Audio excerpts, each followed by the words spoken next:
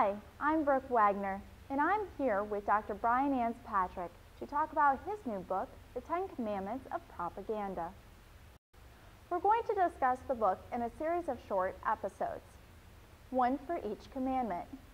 Now I'd like to introduce you to Dr. Brian Patrick, the author of The 10 Commandments of Propaganda.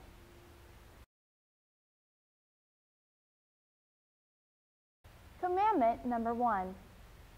10 Commandments of Propaganda. The first commandment, control the flow of information. This is probably the most important commandment of propaganda. If you, as a propagandist, can control the flow of information, you maybe don't have to do anything else. You're the only information available in a system.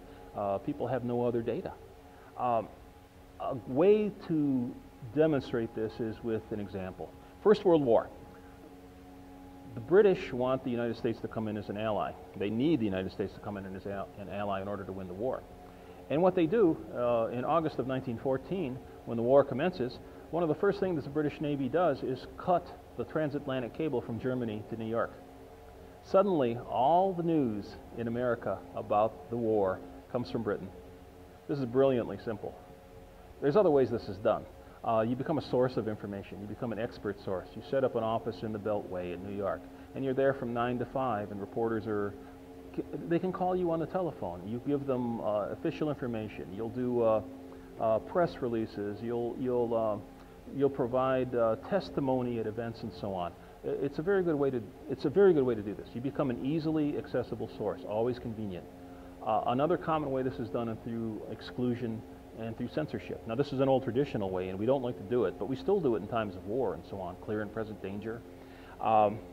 This was the old idea that the king used to license printing and so on in a lot of countries. In order to print a book or a pamphlet, you had to get a license from the local authority.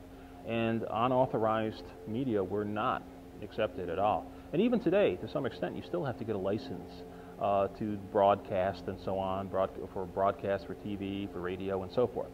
Another common way of controlling information is through bureaucracy, which a lot of people don't think of as an informational control system, but that's exactly what it is. You have this top-down system, information moves up and down in channels, and if you want to really make yourself unpopular in a bureaucracy, you backdoor your boss, you jump out of the chain of command. Because information goes in certain ways to certain people, and the bureaucracy determines who knows what, how they know it, and what they do with it. It's the official information sources, the only sources that are accepted. Controlling the flow is, again, the most vital commandment, and if you can achieve this as a propagandist, you've won the game.